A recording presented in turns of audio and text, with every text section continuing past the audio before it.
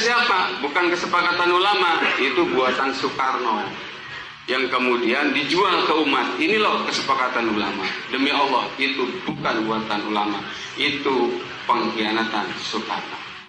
Saya tanggung jawab. Kalau khilafah dari siapa? Dari Allah.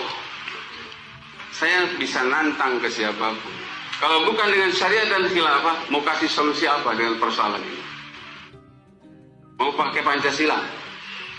Pancasila bisa ngejawab apa? Utang gede, kemana Pancasila? LGBT merajalela, kemana Pancasila? Ulama-ulama di nu lempeng ya, nu bengkok mah diingu, dipiara, dikukut, di paraban. Tapi ulama-ulama nu lurus dikriminalisasi. Berbicara tentang LGBT pada zaman khilafah, bukan hanya masyarakatnya yang melakukan praktek LGBT, bahkan khalifahnya melakukan praktek itu. Ini bukan untuk melegalisir aksi-aksi LGBT. Cuma saya ingin mengetengahkan sejarah bahwa pada zaman khilafah itu bukan hanya masyarakatnya yang melakukan praktek itu, tapi juga rajanya.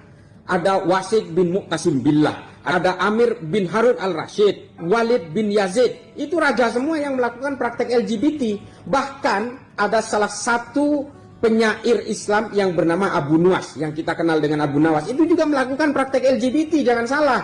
Artinya begini loh, jangan kemudian kejahatan-kejahatan manusia itu dihubungkan dengan sistem politik yang berlaku pada saat itu, termasuk juga hari ini dengan menyalahkan Pancasila. Bapak ini juga sumpah-sumpah atas nama Tuhan seolah-olah dia hidup pada zaman Soekarno. Ini secara usul fikih juga sudah ada salah di situ. Dia bukan saksi sejarah, dia tidak hidup pada zaman itu, lalu dia melakukan sumpah wallahi atas nama Allah bahwa Soekarno melakukan itu. Dari mana? Dia juga mendengar dari orang lain, dia juga menyimpulkan sendiri, lalu sumpah-sumpah seolah-olah dia menyaksikan sendiri bahwa Soekarno ini yang menciptakan Pancasila dengan membohongi ulama. Ini hal-hal seperti ini harus kita jauhi. Jangan kemudian agama ini selalu dijadikan kuda tunggangan untuk kepentingan-kepentingan politik. Khilafah itu adalah sistem politik yang dipakai pada zamannya, yang dianggap paling sesuai dengan zamannya pada saat itu. Artinya ini ciptaan manusia. Jangan mengatakan bahwa seolah-olah khilafah ini sistem politik ciptaan Tuhan. Tuhan tidak peduli dengan persoalan politik. Tuhan sudah menciptakan alam semesta dan menguasai alam semesta. Manusia saja dengan segala akal bulusnya seperti Pak Ahmad Zain ini yang justru menggunakan agama sebagai tunggangan-tunggangan politik. Ini kan ambisi-ambisi manusia saja yang mengatasnamakan agama, mengatasnamakan nama Tuhan dan membajak kesalahan-kesalahan dengan narasi agama untuk kepentingan-kepentingan politiknya. Kejahatan-kejahatan pada zaman khilafah itu juga terjadi. Pembunuhan ulama, 300 ulama dari Toledo dilakukan oleh khalifah dari Cordoba. Dibakar di pinggiran sungai Guadalquivir, disalib, dibantai. Pada zaman Mu'tazilah, para ulama juga dibantai, disembelih karena tidak setuju dengan pemikiran khalifahnya. Artinya begini, kalau kita berbicara sistem politik, bisa jadi sistem politik Pancasila hari ini dan demokrasi Pancasila yang kita lakukan hari ini, bisa jadi 1 abad, 2 abad ke depan sudah dianggap tidak up to date lagi, sudah dianggap tidak layak lagi, sehingga oleh generasi berikutnya akan diubah. Sama seperti khilafah, dianggap tidak applicable lagi untuk dipakai hari ini, sehingga diubah menjadi sistem demokrasi.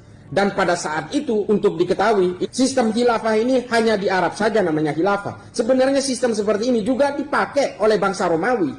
Cuma namanya memang bukan khilafah, gitu loh. Artinya dengan peradaban manusia pada saat itu, sistem monarki absolut, sistem dinasti, sistem khilafah, ini juga dipakai oleh bangsa lain, bukan hanya oleh orang Islam saja. Jadi gini loh, jangan kemudian kebodohan-kebodohan kita itu dianggap sebagai kebodohan orang lain.